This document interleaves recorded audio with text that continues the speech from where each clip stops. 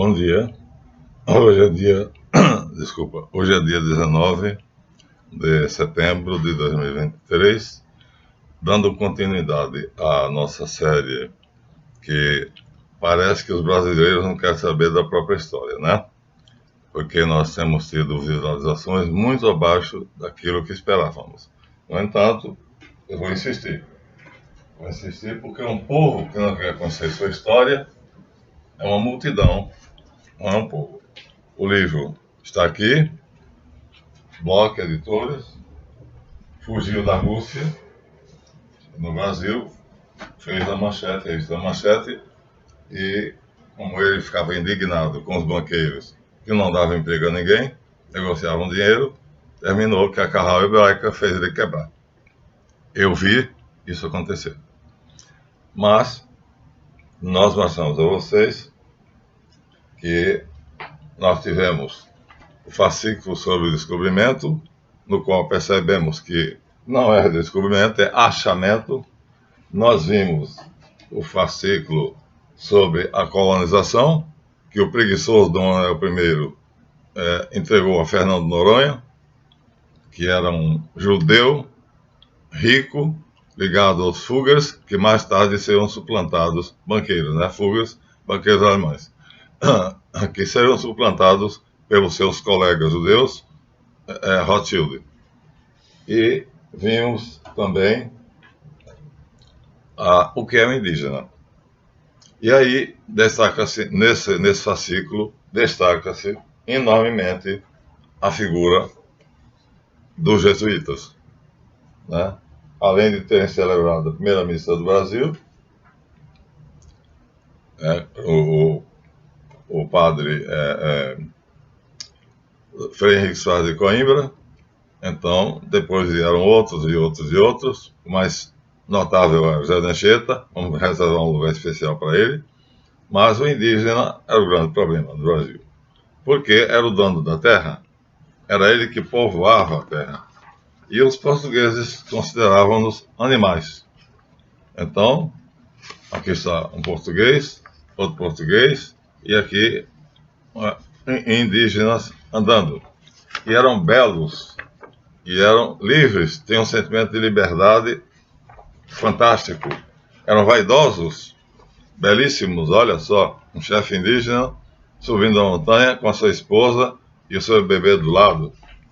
Peritos em arco e flecha, caçavam, passavam o dia todo caçando, e tínhamos a vida que eu gostaria de ter hoje. As mulheres faziam tudo, o homem só caçava. E nós temos aqui 2 ou 3 indígenas, né, que tem um bando de aves que está passando lá em cima, e a passarada está na posição, deitado, com o arco esticado, e vão fazer com que ali atrás tem outro, aqui tem outro. Ó. Então são vários deles que estão nessa posição, aqui tem outro. Olha a distância, minha gente. Olha o arco, a flexibilidade desse arco e a perícia desse arqueiro quando ele disparar esse arco para atingir a ave que ele vai comer. Pois bem, é sobre este homem que vai agir a Companhia de Jesus.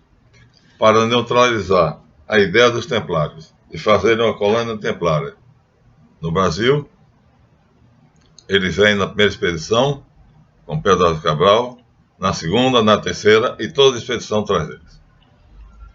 E por quê? Porque havia um homem, que nós vimos aqui, Henry Flop Miller, né, que apresenta ele, na versão oficial da igreja,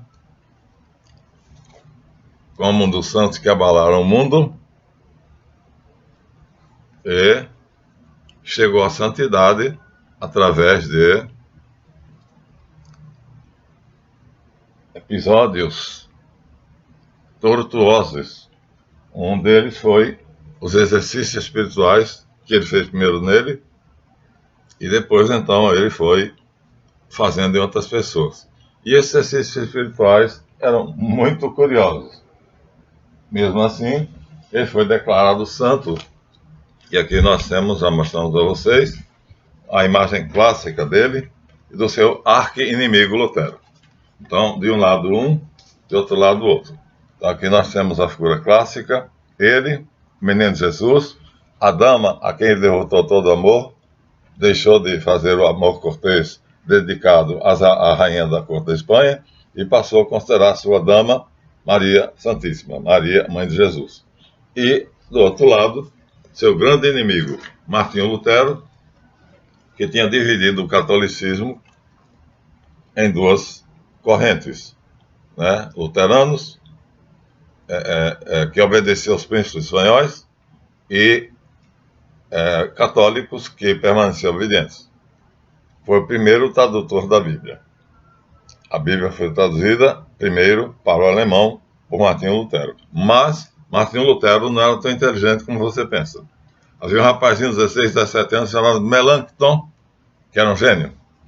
E quando Martinho Lutero fez a revolução dele e dividiu a cristandade, agora estava feito. 15 príncipes alemães, chefiados por o grande eleitor da Saxônia, o grande Frederico Grande, na maçonaria avulta, foi quem traçou todos os planos, e Lutero foi uma ferramenta útil na mão dele, massa de manobra, para que ele ficasse com 1/3 das terras da igreja, que era na Alemanha.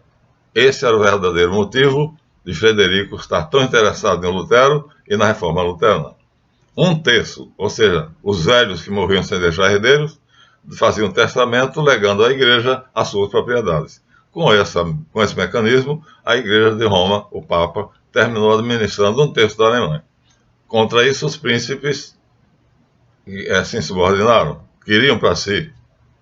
E Lutero foi a ferramenta útil. O egoísmo, o orgulho, a vaidade, fez com que ele, que deveria ser o pregador das indulgências, mas não foi nomeado, era agostiniano, não foi nomeado, ele então fez um escândalo, elaborou 95 teses e pregou na abadia de Wittenberg, cidade em que ele era o prelado.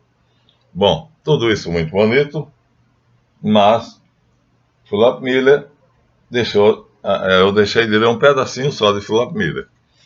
Vamos dar uma palhinha do que eram os exercícios espirituais. Só uma. Inácio recebia um candidato. O candidato entrava no inverno total. Entrava na sua casa, é assim que ele chamava casas. Não tinha um nome especial. Não chamavam seminários, não chamavam mosteiros, nem nada disso. Eram casas. As casas dos jesuítas. E então o candidato entrava. Muito bem.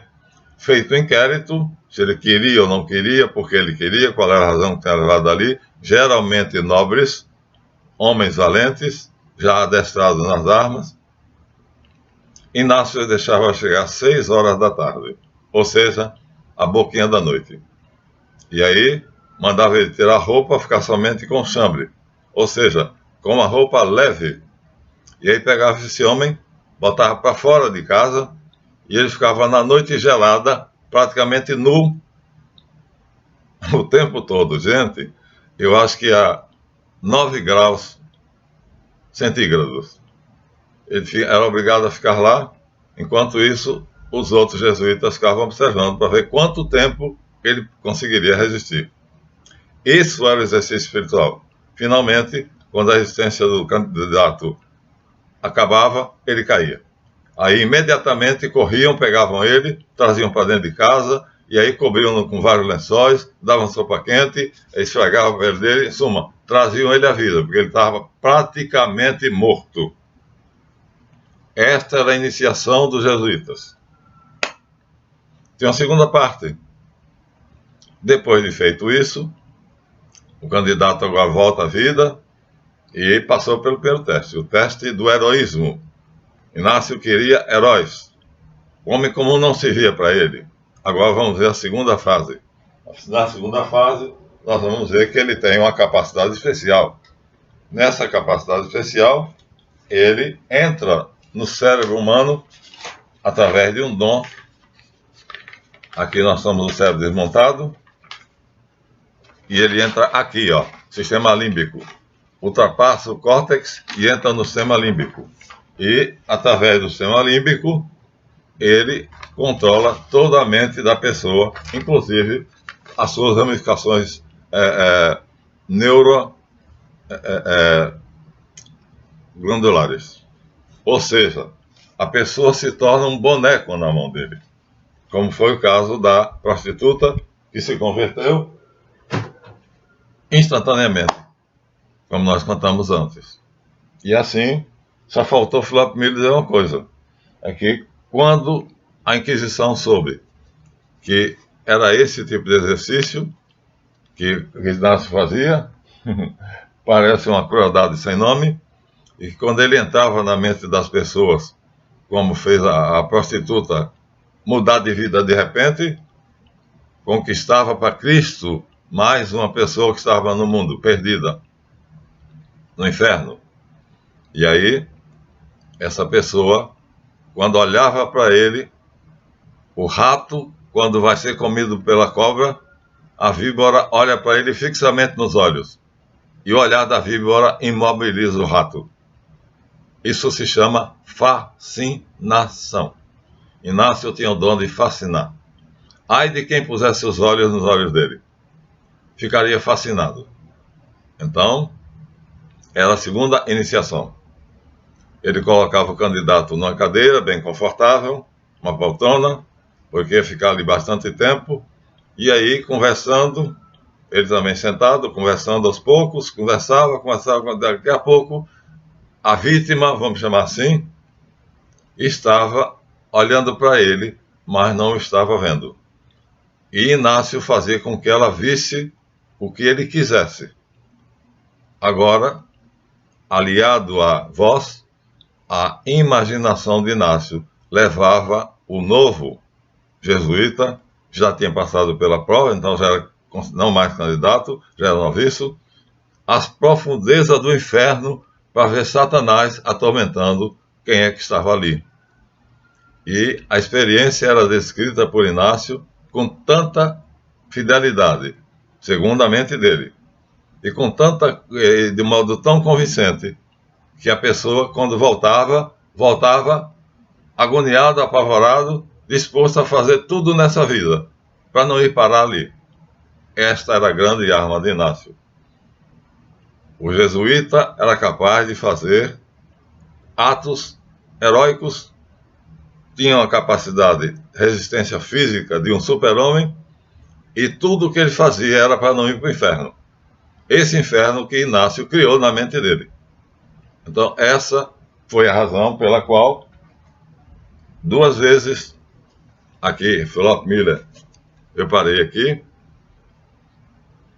bastante natural foi que esse grupo, que eram almas que Inácio tinha feito suas experiências na ciência e na técnica de salvar almas. Tem técnica de salvar almas, meu? Eu acho que não, né? Mas eles usavam a ciência e uma técnica, a fascinação, a sugestão e a imaginação. Então, natural que esse grupo de rapazes atraísse a atenção de outras pessoas.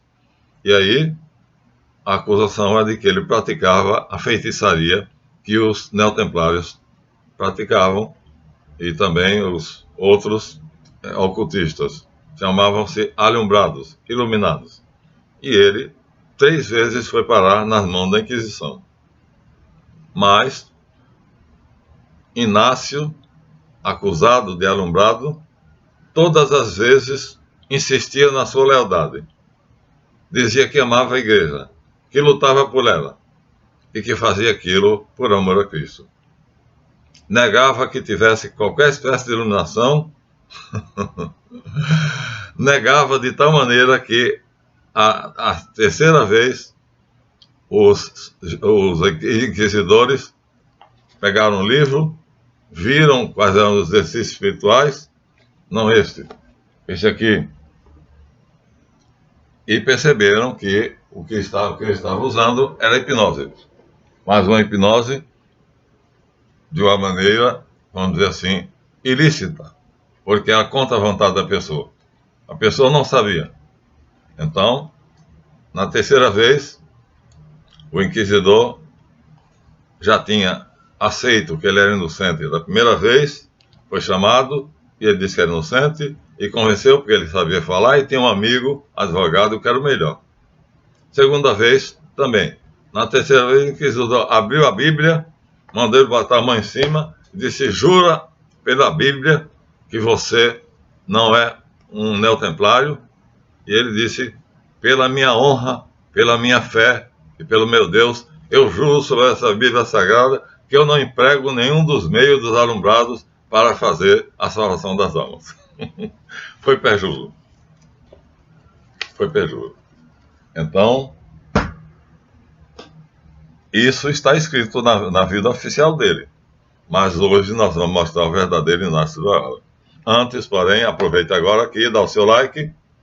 Né? Além de dar o seu like, você agradecendo por você ter sido inscrito. O nosso número de inscritos está crescendo muito, graças a Deus.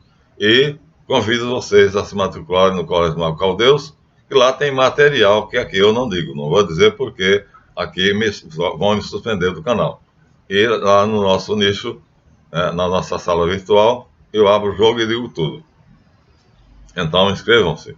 Colégio Mago Caldeus e se você quiser, aproveita, tem direito também à maçonaria de tradição. Maçonaria como era, né, no ano 900. Hoje, agradecendo, portanto, a todos esses que nos amam, nos estimulam, nos dão elogios, nos chamam erroneamente de mestre. Não é mestre, só um mestre, que é o Cristo. Sou apenas um professor, um instrutor, mas eu sei que é por bondade.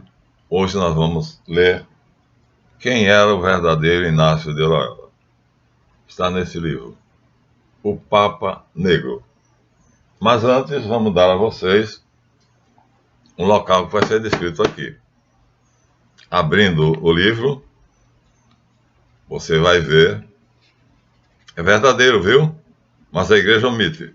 Esses documentos você não consegue nem a ferro e fogo. Vamos ver agora quem era o verdadeiro Inácio. Está aqui, ó. Prólogo, o primeiro jesuíta, capítulo 1, a Abadia de Montserrat. Nós temos terminado lá o livro falando sobre a Abadia de Montserrat. O dia caminhava para o seu termo. Os últimos raios do astro luminoso douravam os cimos de Montserrat, uma montanha onde, segundo a lenda, o cavaleiro Amadeu de Gaula, que era da lenda arturiana, havia uma versão que dizia Percival, mas a versão comum aqui na Espanha e em Portugal era com o cavaleiro Amadis, sem mancha e sem mácula. Então, Montserrat ergue-se numa áspera montanha, para o céu, a 24 milhas de Barcelona. É uma montanha rude, selvática, na província da Catalunha.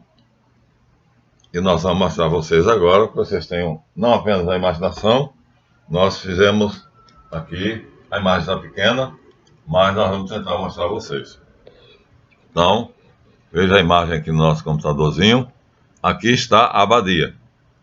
A abadia onde estavam os monges. Não deu para ser maior, minha gente. O e-mail, eu transferi por e-mail, né? Não tem máquina Xerox. Espero que vocês contribuam para que eu faça a Xerox. Aí vai ficar tomando uma folha. A abadia sair. Agora veja onde ela estava. Encravada, engastada, numa montanha fantasticamente áspera.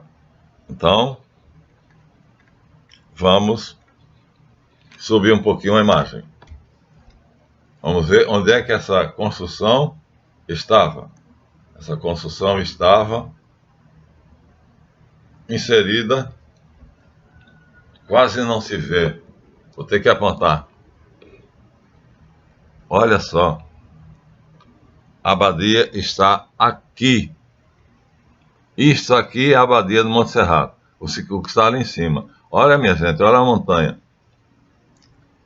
É uma cadeia de montanhas áspera, difícil de subir, difícil de chegar.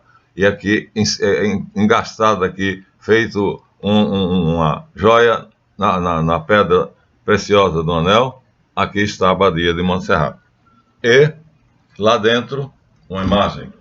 Esta imagem, que é a quem eu mostrei ali, Inácio devotou toda a sua vida e tornou a sua dama aquela que no Mosteiro São Bento, onde eu fiz a minha experiência para monge, chegando até diácono, então estava aqui a imagem de Nossa Senhora de Montserrat. Geralmente ela é colocada num altar ao qual você chega por degraus, exatamente porque para chegar até a abadia você vai precisar subir a montanha. É uma maneira simbólica de dizer que para chegar até a imagem da Santa, é uma das imagens de Nossa Senhora mais belas e com mais devotos, é necessário subir como se fosse degraus, né, a escarpada montanha para chegar aí. Conseguimos então, vocês tivessem agora a noção precisa e exata do que era a abadia de Montserrat, do que era a montanha, o meio onde ela ficava, em Barcelona. Não, em Barcelona não, na Catalunha.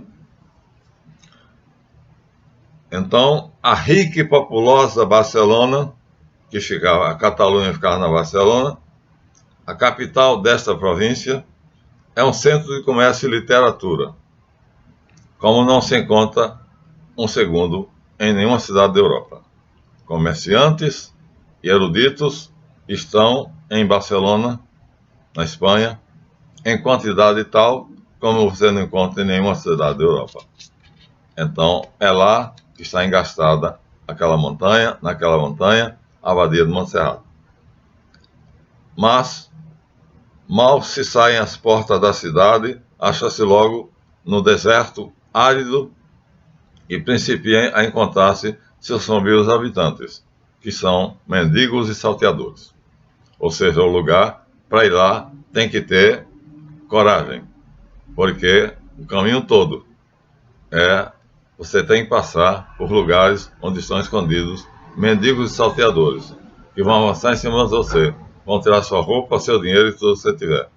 Então, já chegar na abadia já é um ato heróico, mas Inácio vai além. Vamos ver o que é que ele vai fazer?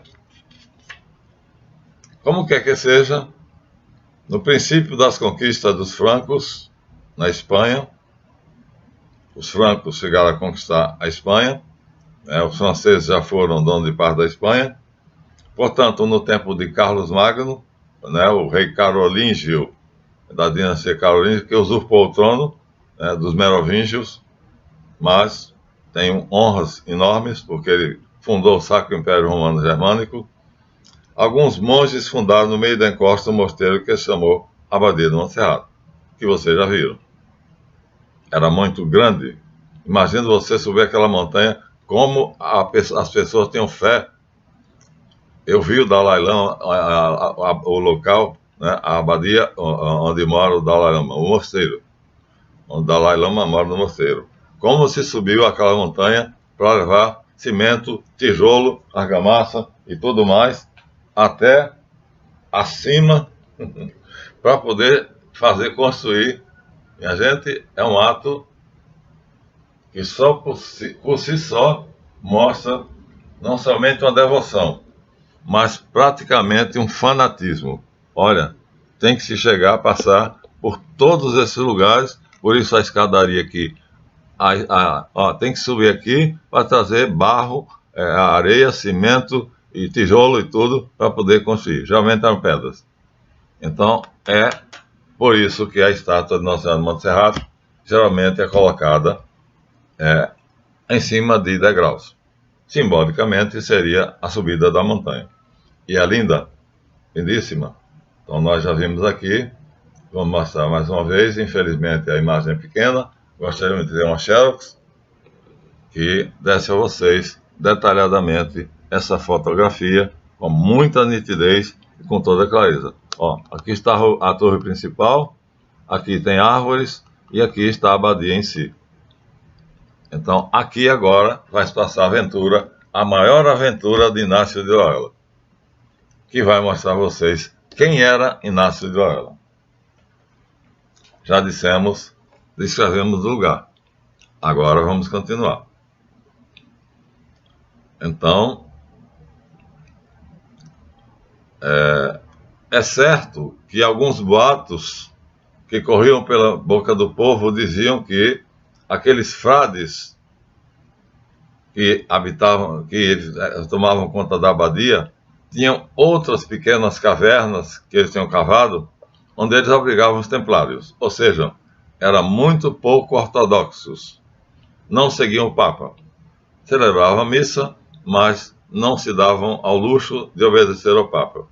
E eram várias covas, cavernas, muitos corredores por onde estavam escondidos os templários. Como eu disse, a maioria deles foi para a Escócia, onde o príncipe Bruce os acolheu, depois outros para a Holanda, e outros misturados com os hospitalários, mas aqui nós queremos um que ficou em Barcelona, na Catalunha precisamente.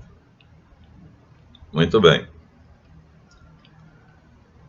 A morte de Jacques Molay, que foi o grão-mestre templário, que foi queimado vivo dentro da Catedral de Notre-Dame, e seus 14 companheiros, seguiu-se uma perseguição geral contra os templários, muitos dos quais se refugiaram nos países que já dissemos aqui, principalmente nas províncias italianas e espanholas. Aí entra Montserrat, que era Espanha. Alguns desses acharam refúgio entre os monges da abadia, que já eram um pouquinho inclinados para a heresia ariana e, portanto, a desobediência ao Papa, e também outro movimento que deu muito trabalho à igreja, né, que foi os albigenses. Então, os monges da abadia de Montserrat eram inúteis ao Papa, porque eles queriam independência. E essa independência eles esperavam que viesse dos templários. Por isso eles os abrigavam. Muito bem. Então, as mesmas heresias que papas e bispos de Castela e Catalunha estavam irritadíssimos, aqueles frades professavam. E muitas vezes os reis tinham tentado suprimi-los sem sucesso, porque os monges tinham ficado com parte da riqueza dos templários, portanto, poderosíssimos por essa riqueza e indomáveis, porque ninguém subia montanhas sem eles quererem. Eram guerreiros, viu? Era a colher de pedreiro na mão, a hóstia e o cálice na outra, mas à frente deles um exército. Subir a montanha era, ou eles deixavam, ou não tinha exército que subisse. E nas covas, nos corredores daquelas ásperas rochas estavam escondidos milhares de cavaleiros templários. É aí que você vai ver que vai chegar um personagem que já expusemos como um santo, e agora vamos dar a verdadeira história de Inácio de Loyola. O título do capítulo é O Peregrino. Só vamos aos 35 minutos. Um homem ainda novo, apesar do rosto emagrecido, e mostrava mais idade do que de fato tinha, subia vagarosamente a encosta do monte. O fato dele não encontrar mendigos e nem salteadores deixava claro que ele conhecia muito bem o lugar, porque ele evitava as zonas de perigo. Então, esse peregrino, vocês já sabem que ele abandonou o mundo, abandonou a família, trocou as roupas dele forçosas pelos andares do mendigo, e agora ele vai subindo as encostas da montanha, evitando os salteadores, os bandidos, os supostos mendigos, que pareciam que iam lhe pedir uma esmola. Você estendia a mão com a moeda e puxava sua mão, derrubava você e tirava tudo que você tinha. Qual seria a razão porque aquele estranho personagem assim se via, não só desacompanhado, mas sem nenhum amigo, e não era de certo por causa da sua posição social, porque ele tinha se despojado de tudo. E o modo de vida como ele se vestia o humilde hábito dos peregrinos, uma coisa muito pobre, pano de saco, percebia-se claramente que este homem, que em outros tempos usava com soberba desenvoltura nobre veste cavaleiresco, agora mudara completamente. Esse nosso personagem cocheava um pouco, porque, lembra, do cerco de Pamplona, um tiro de canhão dos franceses, então derrubou uma torre e quebrou a perna dele. A partir daí ele passou a ser coxo. Da perna esquerda, eu disse direita, agora aqui diz esquerda. Mas de certo não era esse motivo que causava tanta repugnância a quem o via. Era um rosto mais ou menos conhecido. E já se sabia que ele era o responsável pelos exercícios espirituais e que fazia as conversões de pessoas que não tinham, eram praticamente marionetes nas mãos dele. Então, esse estropiado sobe a montanha de Montserrat e vai agora, esse homem coxo vai causar a admiração de vários nobres, pois ele sobe até o mosteiro e, chegando lá dentro, ele vai olhando pelo caminho e então aparece de repente uma pessoa que bota a mão no ombro dele e diz: "Quem é você?" E ele percebe que ele está diante de uma porta. Só agora ele percebe que ele está dentro de uma porta. Ele olha para o homem nobre, vestido com espada, que ousou perguntar quem era ele, com desprezo. E olha para a porta que estava muito bem escondida. E percebe que ela era de madeira maciça, com florões na fachada. Então, o peregrino, que já tinha, a essa altura, já seriam lá pelas 8 horas da noite, diz a ele: "Uma senha maçônica, Illuminati. Procurei a luz, encontrei as trevas." Illuminati não, porque os Illuminati vão surgir em 1776, nós estamos aqui em 1530. Então a senha era: "Procurei a luz, encontrei as trevas. Bati, a porta estava fechada. Tende piedade de mim."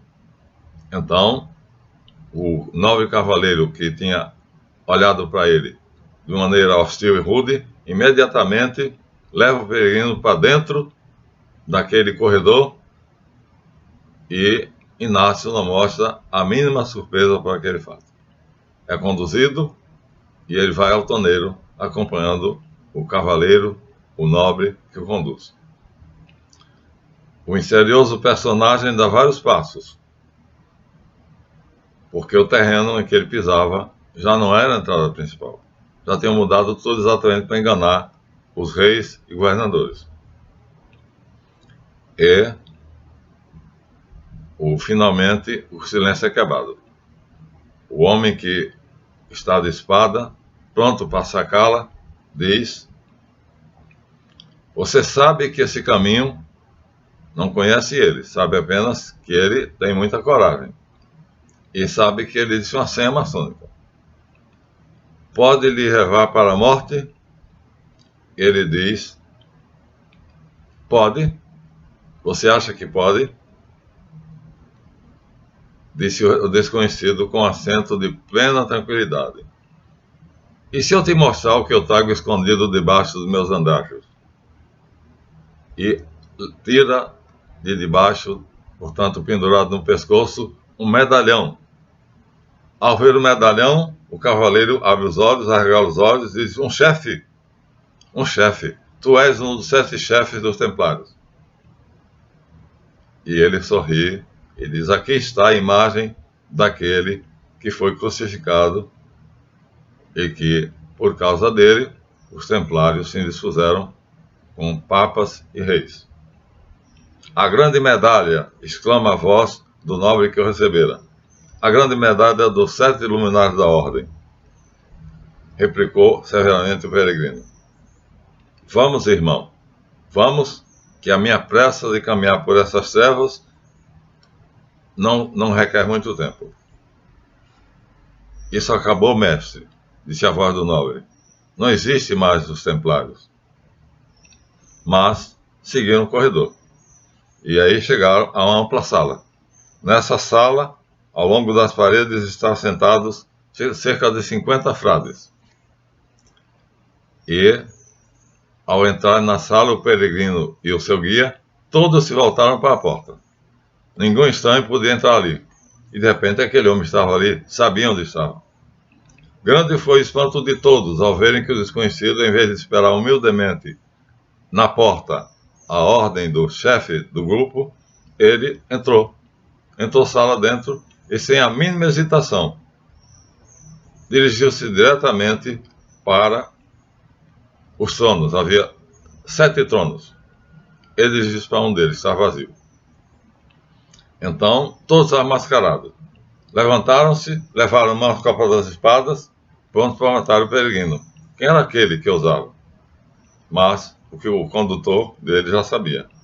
O peregrino parou, tirou de novo do peito o medalhão de Cristo, mostrou aos 6 cavaleiros que estavam em pé, e eles então, admirados, sentaram-se. Um grito de espanto, misto de alegria, saiu daqueles 6 peitos. E, com respeito e afeição, conduziram o peregrino ao 7º trono que estava vago. O personagem do qual falamos ocupou assim modestamente aquele lugar preeminente como uma pessoa acostumada às honras e não pareceu comovido nem de modo nenhum emocionado pelo triunfo com que o tinham recebido ou pelas ameaças que tinham feito para ele. O 7º chefe, gritou o grupo, o 7º chefe, aquele que jurava morto. O mais audaz e o mais forte de todos, disse o ancião que estava coordenando a reunião. Agora os templários seguiram avante. O núcleo das suas forças revigorou-se, porque chegou o nosso cabeça. O nosso cabeça. Entretanto, um dos 7 que estava no meio, que parecia, por essa razão, ter a presidência, era ele, levantou-se e viu-se a nobre majestade, com a comprida barba, encapuzado, falar baixo, por causa do capuz, e como presidente e coordenador, levantou um pouco e disse: irmãos, as portas estão guardadas? Estamos a coberto? Sim, foi a resposta. Em cada 4 portas há um cavaleiro armado de espada. O desconhecido estranho que tentar passar por ela será atravessado por 4 espadas. Estamos só nós, os irmãos? Sim, respondeu o guardião das portas. Então, um deles, que era o guardião interno, foi até o grupo e disse: somos todos irmãos. Garanto-vos, por todos nós 6, não sei, portanto, quem é esse peregrino. Então, o chefe olhou para o peregrino, deu 3 passos na direção dele, o grupo sentou-se e ficou imóvel. Todos os indivíduos ali reunidos eram homens de rija têmpera, que tinham enfrentado batalhas, ferimentos que provavam a coragem inquebrantável, que já 100 vezes tinham ouvido aquela advertência sem que estremecesse os gomos de longe. Agora que estamos aqui todos experimentados e invencíveis em nossa fé, concluiu ele, é tempo de descobrirmos os rostos e de nos vermos abertamente. Senhores, está aberta a sessão dos Cavaleiros Templários. Paremos aqui.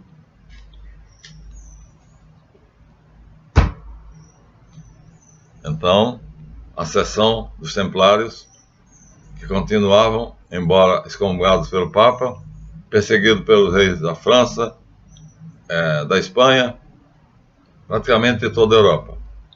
Agora iam abrir uma sessão solene, como venerável da maçonaria. Paramos aí, porque agora vai acontecer coisas que vocês vão ficar arrepiados. Obrigado pela visualização, né? Estamos dando a verdadeira história de Loyola. Até a próxima.